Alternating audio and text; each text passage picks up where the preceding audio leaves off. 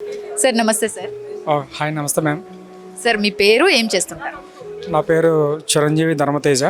నేను APL business management డైరెక్టర్ని. మాది అమలాపురం నుంచి వచ్చాము. యాక్చువల్గా ఈ క్రెడిట్స్ అంతా కూడా మా సార్కి ఇవ్వాలి, సాగర్ గారికి. ఎందుకంటే ఆయన స్టార్టింగ్ 3 మెంబర్స్తో ఒక స్టార్టప్ కంపెనీ లాగా ఏపీఎల్ అని స్టార్ట్ చేసి ఇవాళ అది ఆల్మోస్ట్ అరౌండ్ 35 మెంబర్స్తో లీడ్ అవుతుంది. 2019 నుంచి ఇప్పటివరకు ఒక 5 years. ఇప్పుడు ఇన్నోవేషన్గా కొత్తగా ఏంటంటే మా ఫ్యూచర్ ప్లాన్ ఇంకో కంపెనీ కూడా పెట్టడానికి మేము ఆల్రెడీ ప్రపోజల్ ఉన్నాం. ఆల్రెడీ ఆ ప్లానింగ్స్ అనేది కాకినాడ, వైజాగ్ అన్నట్టు ఇందాక శ్రీధరెడ్డి సార్ చెప్పినట్టు, బివి నాయుడు గారు చెప్పినట్టు, వీళ్ళందరూ చెప్పినట్టు మేము కూడా ఈ ఎంటర్‌ప్రెన్యూర్స్గా స్టార్ట్ చేసి ఇంకా దాన్ని స్టార్టప్ కంపెనీని ఇంకా ఇన్ ఫ్యూచర్లో ఇంకా డెవలప్ చేయాలనే ఉద్దేశంతో మేము ఇంకా అడుగులు వేస్తున్నామని ఇప్పుడే స్టార్ట్ చేస్తున్నాం. దాని అందరికీ ఇలాంటి గైడెన్స్ కోసమే మేము ఈ సమ్మిట్కి వచ్చాం.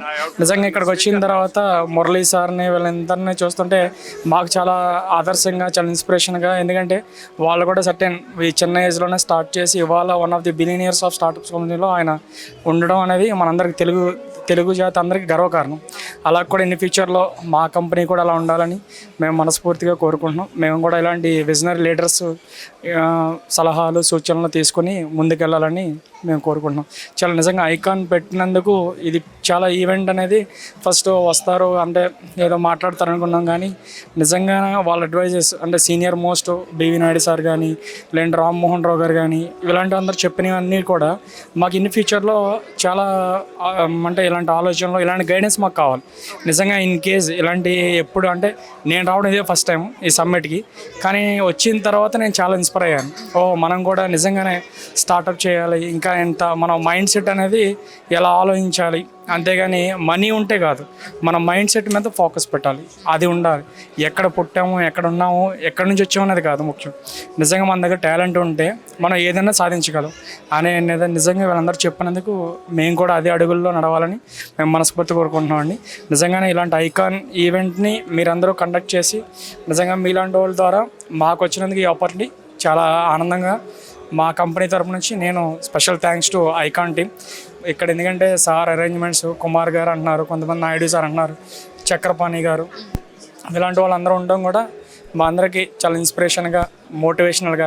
నిజంగా ఇలాంటి సార్స్ ఉండబట్టి, ఇలాంటి గైడెన్స్ ఉండబట్టి మేము ఇన్ ఫ్యూచర్లో ఇంకా ఏదైనా సాధించాలి అంటే కంపల్సరీ ఇలాంటి వాళ్ళందరూ గైడెన్స్ కావాలి. దట్టు ఇలాంటి మీ క్రూ టీం నిజంగానే మీరు ఇలాగ గ్యాదరింగ్ చేసి మాలాంటి వాళ్ళ సలహాలు మాకు మీరు చెప్పడం ఇదంతా కూడా మాకు చాలా హ్యాపీగా ఉందండి. నిజంగా చాలా హ్యాపీ మ్యామ్. సో మీ మాటల్లో, మీ కళ్ళలో తెలుస్తుంది మీరు ఎంత హ్యాపీగా ఉన్నారు ఇక్కడికి వచ్చినందుకు. సో అంటే యంగ్స్టర్స్ కూడా చాలామంది వస్తున్నారు, అంటే స్టార్ట్ చేద్దాము, లేకపోతే ఆల్రెడీ స్టార్ట్ చేసి ఎలా ముందుకు వెళ్ళాలి బిజినెస్లో అన్న వాళ్ళు చాలామంది అటెండ్ అయ్యారు. వాళ్ళకి పర్సనల్గా మీరు ఆల్రెడీ బిజినెస్ ఫీల్డ్లో ఉన్నారు కాబట్టి వాళ్ళకి మీరేం సజెస్ట్ చేస్తారు? నేను చెప్పే సజెషన్ అయితే ఒకటే అండి, మనీ అనేది ఇంపార్టెంట్ కాదు, మనీ అనేది నథింగ్. మెయిన్ మనం ఏంటంటే ఒకసారి స్టార్టప్ కంపెనీ పెట్టేసి మనం వీళ్ళు చెప్పినట్టు, పెద్దవాళ్ళు చెప్పినట్టు ఒకేసారి మనం 100 కోట్లు టర్న్ ఓవరు, లేదంటే 50 కోట్లు, 500 కోట్లు అలా మనం ఆలోచించకూడదు. మనం ఎంతవరకు మన ఫోకస్ అంటే మన ప్రాజెక్ట్స్ తీసుకొచ్చి మనం ఇక్కడ రూరల్ ఏరియాలో ఫస్ట్ మన విధానం ఏంటంటే ఎక్కడ చేసామని కాదు. ఇప్పుడు సార్ చెప్పినట్టు బెంగళూరులో ఎకానమీ సిస్టమ్ ఉంది, ఇది ఉందన్నారు చూసారా అండి. అంటే అది మన ఏరియాలో ఎందుకు ఉండదు? ఫర్ ఎగ్జాంపుల్ మా ఆంధ్రప్రదేశ్ ఉంది, నేను ఏపీ నుంచి వచ్చాను. ఏపీలో ఇప్పుడు ప్రజెంట్ డెవలప్మెంట్ అనేది ఇప్పుడే స్టార్ట్ అవుతుంది. అక్కడ నిజంగా మనం స్టార్ట్ చేస్తే ఒక 10 మందికి ఒక 10 మంది కాస్తే 20 మంది అవుతాయి, 20 మంది కాస్తే 30 మంది అవుతాం. ఇక్కడే ఎంప్లాయ్మెంట్ చూపెడితే వేరే రాష్ట్రాలు వెళ్ళి బెంగళూరు, హైదరాబాద్ ఇలా రావక్కర్లేదు. అక్కడ మన దగ్గరైనా స్టార్ట్ చేయొచ్చు ఇన్నోవేషన్గా. అందుకని ఏంటంటే మన ఫోకస్ అనేది మనం చేసే టెక్నాలజీస్ మీద వాటి మీద ఉండాలి, కానీ మనీ మైండ్ సెట్ మీద వాటి మీద కాదు నేను చెప్పేది.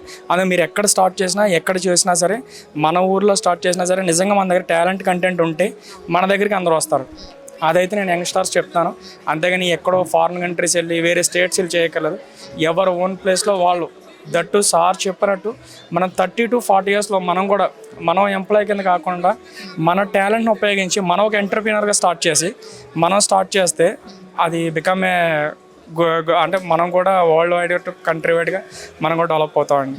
అది సో సక్సెస్ గురించి మాట్లాడుకుంటే కనుక ఇప్పుడు పర్టికులర్గా ఈ జనరేషన్ యంగ్స్టర్స్ని తీసుకుంటే సక్సెస్ ఫాస్ట్గా వచ్చేయాలి, షార్ట్ టైం పీరియడ్లో వచ్చేసేయాలి, నాకు ఫేమ్ వచ్చేయాలి అని అంటే స్టెప్ ఇన్ అయినా కానీ కొంతమంది కొన్ని రకాల తప్పులు చేస్తూ లేదో వెనకబడిపోతున్నారు. అలాంటి వాళ్ళకి మీరేం చెప్తారు? అది ఎప్పుడు అలా థింక్ చేయదండి. ఎందుకంటే ఏదైనా ఫెయిల్యూర్ అయితేనే మనం సక్సెస్ అవుతాం, అంతేగాని ఫెయిల్యూర్స్ లేకుండా ఒకేసారి సక్సెస్ అనేది ఎప్పుడు రాదు సాధారణంగా. దానికి చాలా హార్డ్ వర్క్ చేస్తాను. ఇవాళ ఫర్ ఎగ్జాంపుల్ ఇక్కడే మనం చూసుకుంటే, ఫర్ ఎగ్జాంపుల్ మన ముందు కలపడేది మురళి గారు, ఎక్కడో హిందూపురం దగ్గర చిన్న పల్లెటూరులో చూసి ఇవాళ వన్ ఆఫ్ ది మన కంట్రీలోనే కాకుండా అవుట్ ఆఫ్ యూఎస్లోనే one of the billionaire startups company సీఈఓగా ఉన్నారు ఆయన.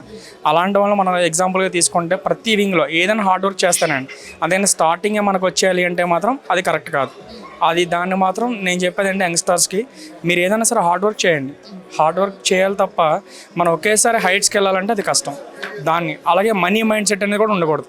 ఫస్ట్ మన టాలెంట్ని మనం ఎన్ని స్ట్రగుల్స్ వచ్చినా ఓకే, మనం ఒక ఎయిమ్ పెట్టుకున్నాం, ఒక గోల్ పెట్టుకున్నాం, దానికి రీచ్ అవ్వడానికి మీరు ప్లాన్ చేసుకోండి. అంతేగాని మనీ మైండ్ సెట్గా కానీ లేదంటే వేరే రకరకాలు అంటే ఎవరన్నా ఒకసారి మనం క్రిటిసైజ్ చేసినా దాన్ని మాత్రం మనం ఎంతవరకు కూడా తీసుకోవద్దు. ఫెయిల్యూర్స్ అనేది ఎప్పుడు వస్తూ ఉంటాయి. మన ఫెయిల్యూర్ అవుతూ ఉంటేనే మనం సక్సెస్ అవుతూ ఉంటాం. అదే ఇన్ కేసు ఒకేసారి మన సక్సెస్ వచ్చేసిందని మనం అనుకుంటే మనం అది ఎప్పటికీ సాధించలేం. అందుకని ఫెయిల్యూర్స్ అనేది మన సక్సెస్గానే భావిద్దాం. ఫ్యూచర్గా అందరూ ముందు ఒక స్టక్స్ అంటే ఒక అడుగు తప్పు వేస్తేనే మనం రేపు 10 మెట్లు ఎక్కగలం. అందుకనండి. Thank you sir, thank you so much.